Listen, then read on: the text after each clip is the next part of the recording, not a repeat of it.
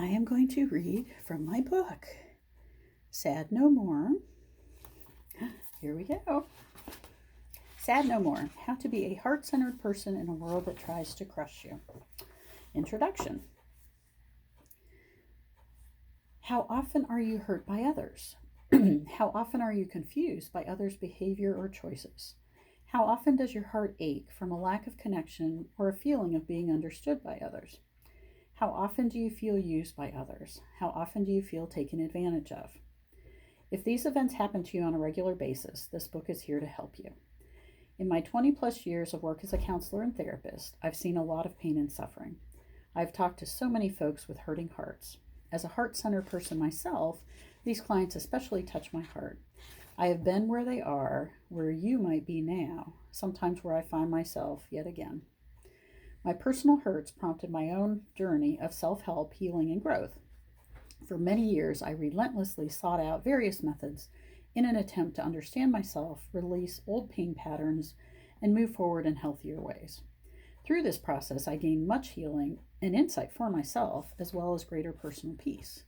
I passed this on to my clients and sometimes my friends if I could. I gravitated to simple, easy methods, which I tested on myself and was then able to share with my clients over the past few years. For myself and so many others, these ideas and methods work very well. Now I want to share what I've learned with a wider audience in the hope of spreading wholeness and greater health to all. In this very broken world of today, we desperately need more peace and healing. I can only reach so many people through my private practice. I want to help as many people as possible find the inner calm my clients and I have found.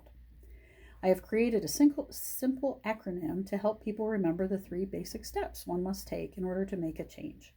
SAD, S-A-D. This stands for stop, adjust, and do you. Each of these steps will be broken down and explained in detail, and exercises designed to help you accomplish each step will be offered to you. Not all of these ideas and exercises will apply to you. If you find an idea that doesn't resonate for you or doesn't work for you, then move on to the next idea. Feel free to come back later and read it again. Another day, it might make sense or might be more helpful. If it still seems of no use, leave it. Consider this book a storeroom. Take only what you need or what works for you from its shelves. This journey is all about your well-being. For myself, I find that different techniques are more helpful at certain times, less so at others.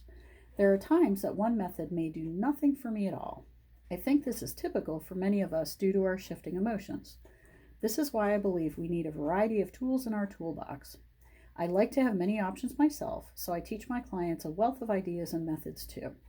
This is how I ensure that they have the right tools to work with in any given situation. Change can happen. You can get stronger. You can feel better. It doesn't matter how long you've struggled. It doesn't matter how long you've been stuck. Together, we can get you unstuck. I've helped many people move forward in their lives, and I'm confident that I can help you too. As I worked on this book, a part of me wanted to share my personal journey, my personal struggles, my personal issues, my personal victories. I do this to a degree in my counseling work. Then I paused and wondered, what will people think of me? Will they judge me badly? Will they think less of me for some of my choices, for some of my life experiences?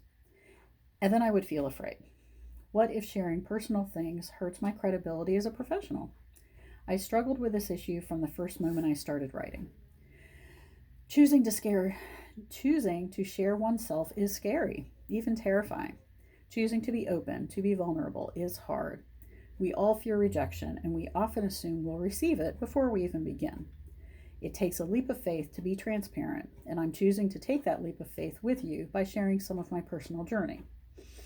If you study therapy outcome literature, the most powerful factor in creating change is the therapeutic relationship itself. How you feel about your therapist, how connected you are to them, how much you feel they care for you, these things are what matters most. Methods used in therapy are literally not statistically significant. So if this book is to be of use to you, you'll need to have a connection with me, the author. You'll need to feel that I care. Having a connection requires time and experience. I share my life with you here so you can get to know me, so that you can see I'm not so different than you. A sense of positive expectancy is the second factor in successful therapy. So I also share my experiences and the experiences of clients and friends in order to give you hope. For us to be willing to engage in the work and process of change, we have to have some hope, some confidence that maybe we can feel better. We don't need to be completely convinced it will work at all, but we do need to have the hope it will, or we'll never get started. The most common question I'm asked as a therapist is, am I crazy? It's often asked in a joking tone, but I feel the fear in the question. The question is a serious one.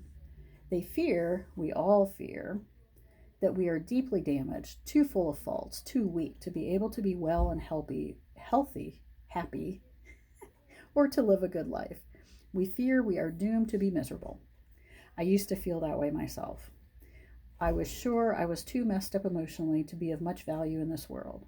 There was a point in time when I didn't want to live anymore. I have been in the pit of despair and depression, but somehow I kept going, and you will too. It can get better. You can get stronger. Let's begin our journey together.